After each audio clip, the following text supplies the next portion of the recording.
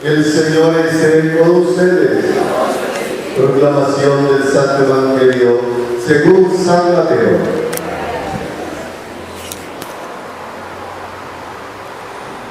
En aquel tiempo, habiéndose enterado los fariseos de que Jesús había dejado callado a los saduceos, se acercaron a él. Uno de ellos, que era doctor de la ley, le preguntó para ponerlo a prueba: Maestro, ¿cuál es el mandamiento más grande de la ley? Jesús le respondió: Amarás al Señor tu Dios con todo tu corazón, con toda tu alma y con toda tu mente. Este es el más grande y el primero de los mandamientos. Y el segundo es semejante a este: amarás a tu prójimo como a ti mismo. En estos dos mandamientos se funda toda la ley y los profetas. Palabra del Señor. Por la palabra del Santo Evangelio sean perdonados nuestros pecados. Pueden sentarse, hermanos. Paz y bien, hermanos. Estamos de esta manera cerrando el segundo día de estas 40 horas. Desde luego, es un tiempo de gracia, como hemos estado diciendo, un tiempo de gracia, un tiempo de salvación. Y ahora las lecturas nos muestran que de verdad el Señor nos invita a encontrarnos con Él y nos da este tiempo de gracia, este tiempo de salvación. Oigo el profeta Ezequiel dirigiéndose al pueblo de Israel, y muestra a aquel pueblo cómo ha de ser el Hijo de Hombre, es decir, cómo ha de ser el Mesías que trae la salvación, la buena nueva, que trae la conversión y que hace renacer aquello que estaba seco, le da vida. Por eso habla de los huesos secos, de esos huesos secos. El Hijo del Hombre trae la buena noticia, la conversión, para que renazca el pueblo, para que el pueblo de esa manera pueda encontrarse en una vida nueva. Bien dice Jesús en el Evangelio, una vida nueva. Ya tiene que dejar el hombre viejo para tener una vida nueva, una vida convertida, una vida del Señor.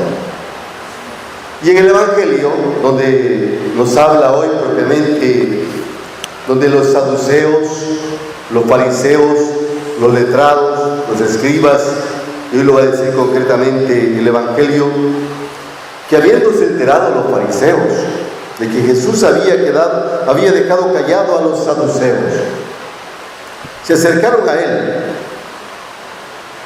Vamos a encontrar que ahí estaban los levitas, los fariseos, los saduceos, y eran diferentes grupos, de hombres que estaban cercanos al templo, conocían muy bien la ley, conocían a los profetas, habían aprendido desde niños la catequesis del Antiguo Testamento, podemos decir, y lo habían aprendido muy bien.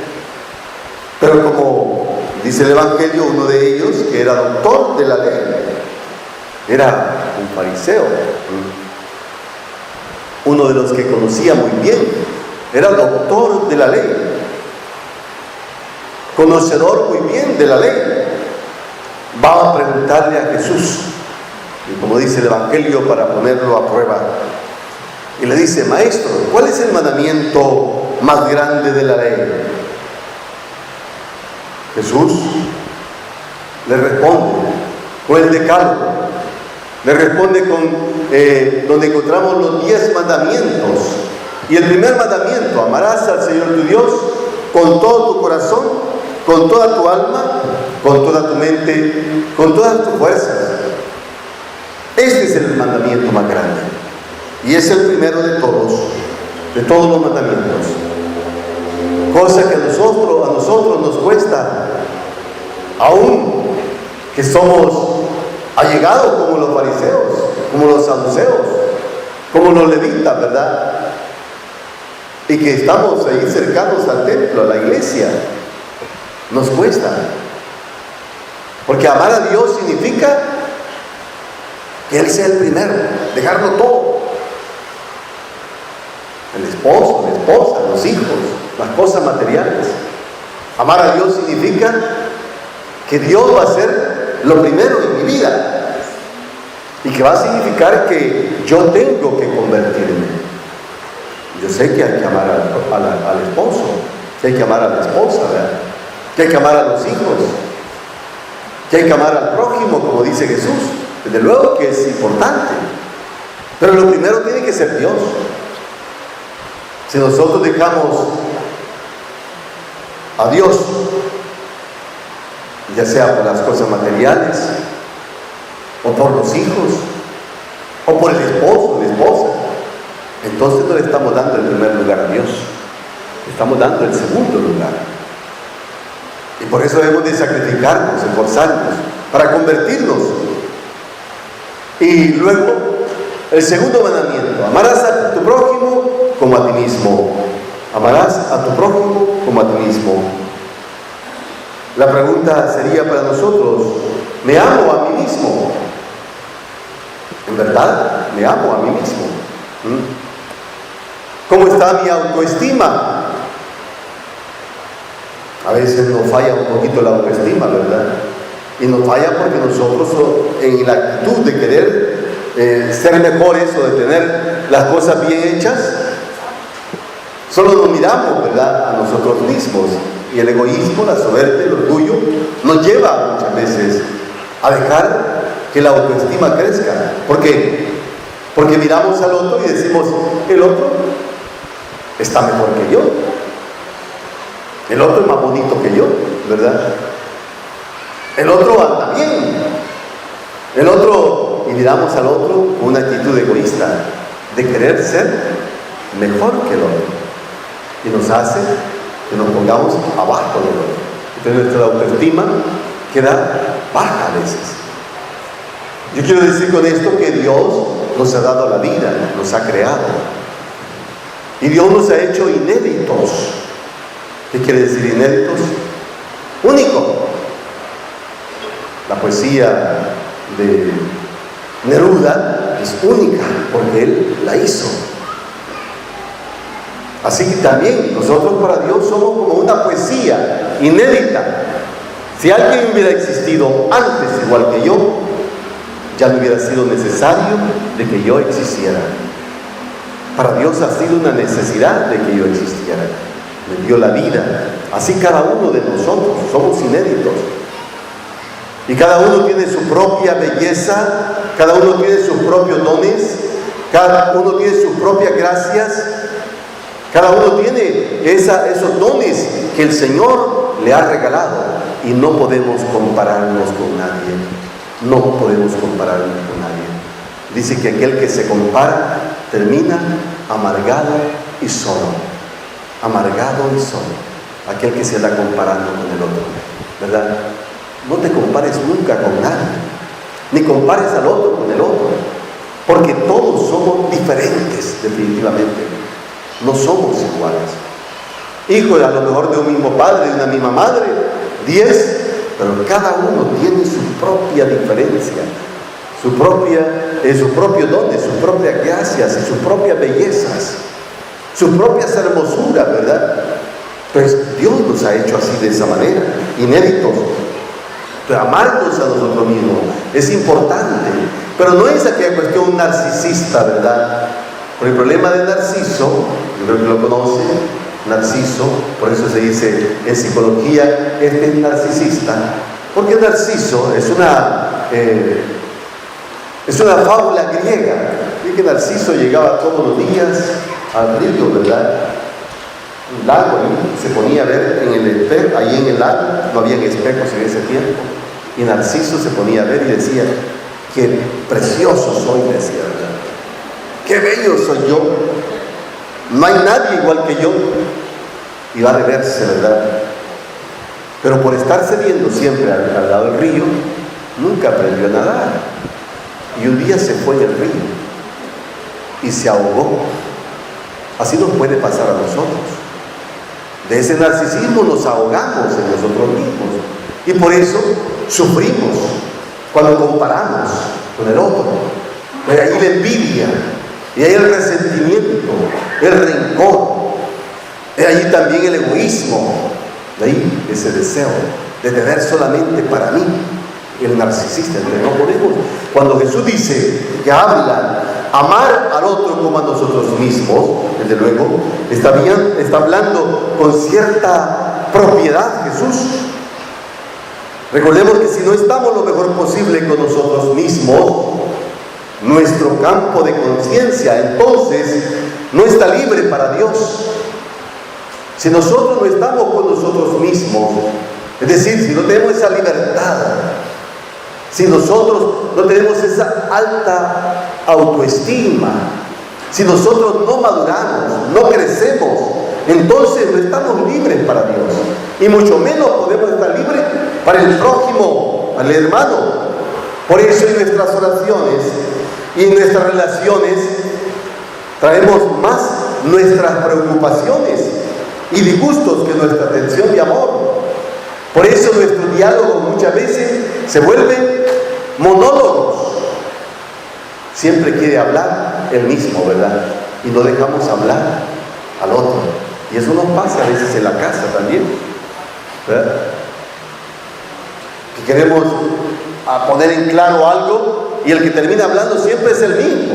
Y a veces gritando, ¿verdad? E imponiendo. Entonces se vuelve un monólogo. Ya no está en conciencia consigo mismo. Simplemente está esa persona buscándose a sí mismo y no buscando esas cosas de madurar, de crecer, de fortalecerse. Debemos de estar nosotros con Dios maravillosamente libres y despejados para que nuestra oración no sea una pedidera, sino una acción de gracias. Señor, te doy gracias por mi vida. Te doy gracias, Señor, porque me has hecho así como soy, con mis debilidades, mis limitaciones. Pero ayúdame, Señor, a crecer, a madurar. Ayúdame a ser mejor en mi vida.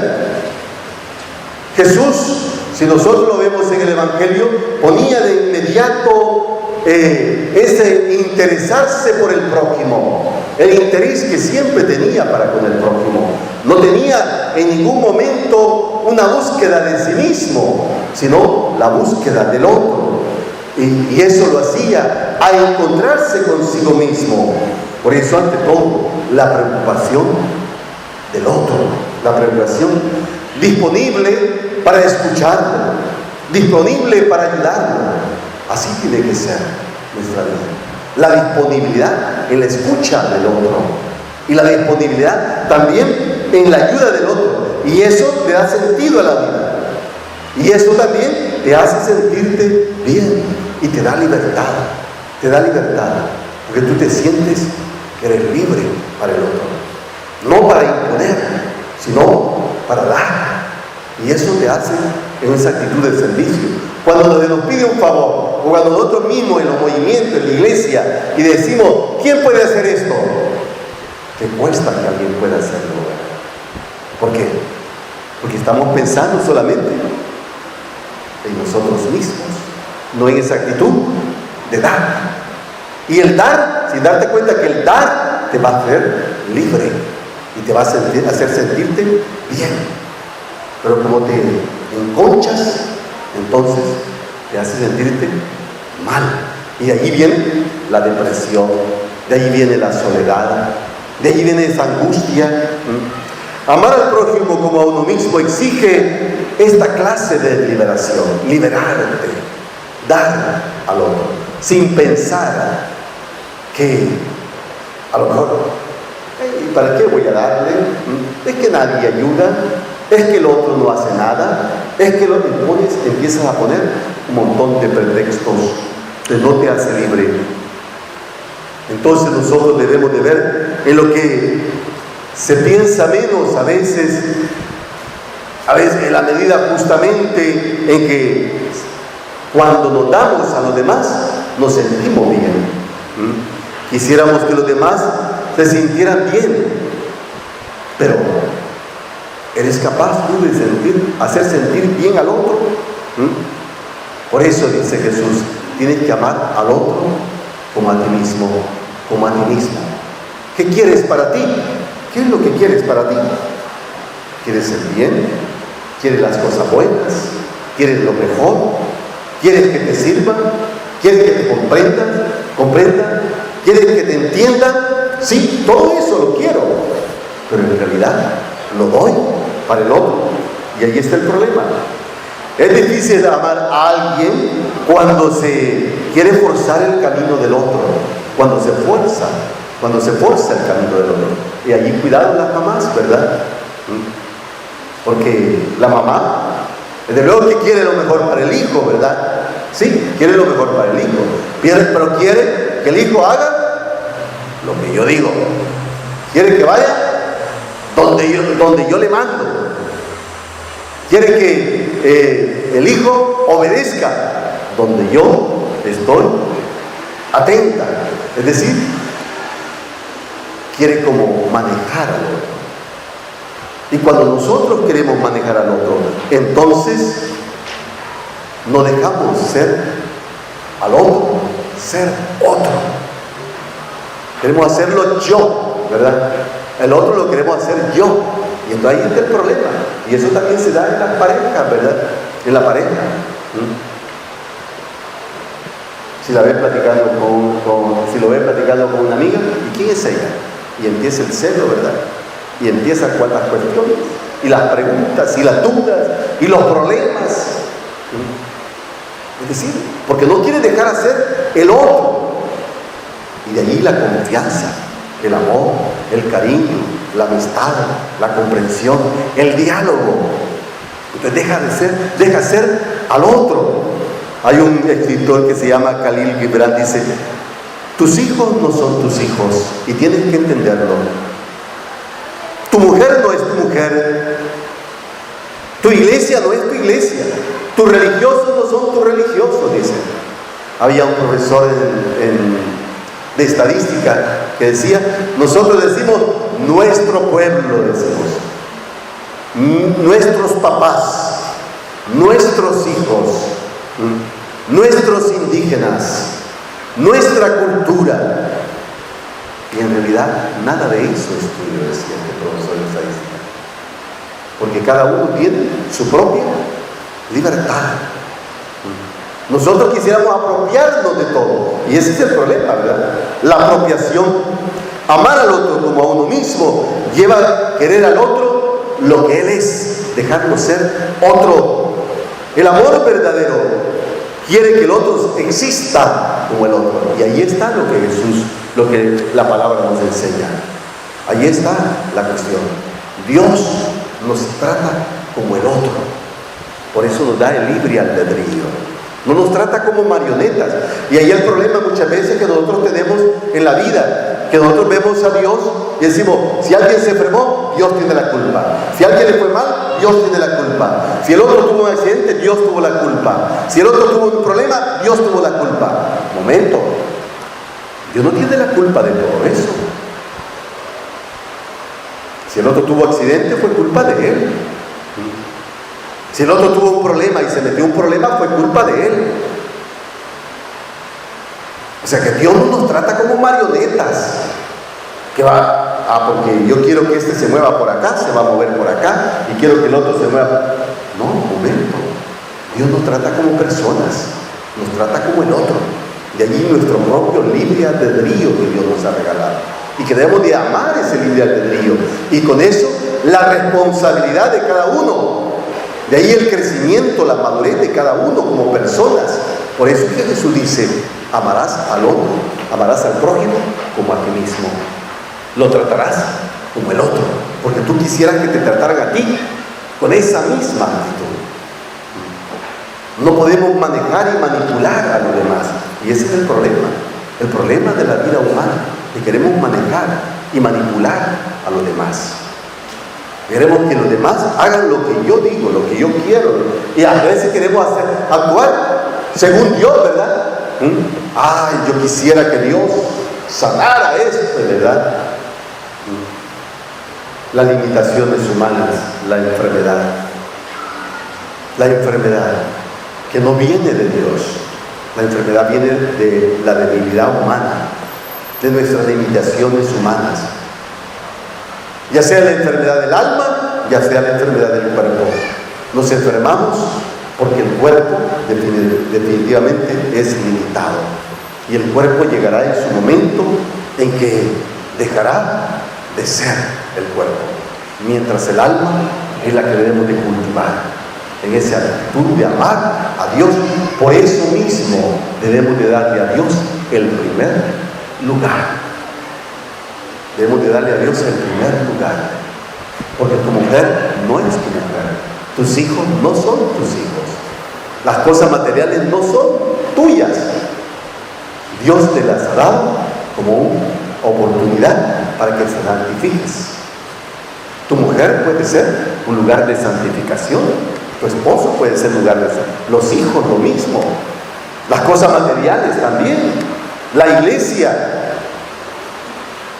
Decía un padrecito por allá, ustedes quieren mandar a hacer al padre, ahí lo vasco, ¿verdad? Bonito, chulo, bien pintado, ¿verdad? Rosadito, chelito, ¿verdad? Como ¿qué quería decir el padre con eso? Que queremos que el padre nos dé lo que yo digo, como yo quiero, como yo me gusta, como yo pienso, es decir, para decir algo. Así que también a veces se quiere a la mujer, ¿verdad? Así se quiere al marido. Hay que mandarlo a hacer ahí lo vasco, ¿verdad? A los hijos, ¿verdad? No puede ser.